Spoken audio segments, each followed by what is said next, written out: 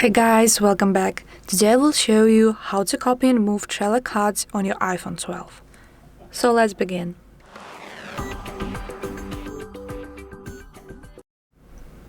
Okay, so we need to open the Trello, go to the inbox right here, and tap on any card you want to move. I will choose this one. So you have two options how to make this.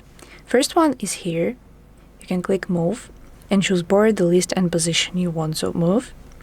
And also you have three dots in your upper corner. Click on the copy card and you can copy here. You just need to choose the board. Automatically is going to be chosen the list.